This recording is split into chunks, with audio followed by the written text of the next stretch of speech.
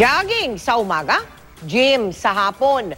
Yan po ang schedule ng training ni Senador Manny Pacquiao sa kanyang isinasabay sa trabaho niya sa Senado. Mula sa Pasay, nakatutok live si Susan Enriquez. Mel, simula na ng gym session kay Senador Manny Pacquiao para sa kanyang laban sa Nobyembre 5. Pagkatapos ng sesyon sa Senado, diretso na sa isang gym di kalayuan sa Senado si Pacquiao.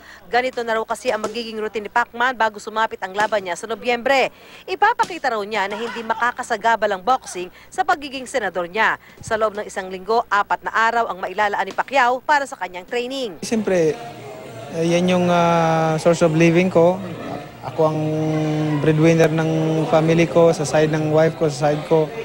Siyempre, marami din tayong binubuhay. Alam naman nila kung saan napupunta yung kinikita ko. Hindi naman natin ginagastos yan sa kung ano. Ang mga kababayan din nila ang nakikinabang. Dumating na rin mula Bicol si Buboy Fernandez na naging kasparin niya sa simula ng training. Kaya nga po, inumpisa natin ang maaga ng training para mapag-aralan natin ng mabuti ang bawat oras na hindi maapektuhan yung trabaho ng ating senador. Habang nag-warm up si Pacquiao, inaya pa niya ang 3 babae sa gym na sumabay sa kanyang set. Kanina, maaga pa lang ay nag-jog na siya at ang Team Pacquiao sa tinitirhang private subdivision.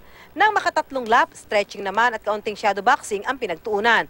Ang playing coach ng PBA nag-practice din ng dribbling at shooting. Light training pa lang daw ito bilang paghahanda sa laban nila ni WBO welterweight champion Jessie Vargas sa November 5. Malaking bahagi ng kanyang pagsasanay sa Maynila gagawin, lalo't kasabay niya ito sa trabaho sa Senado.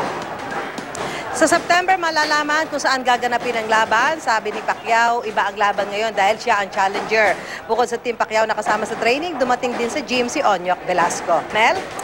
Maraming salamat sa iyo, Susan Enriquez.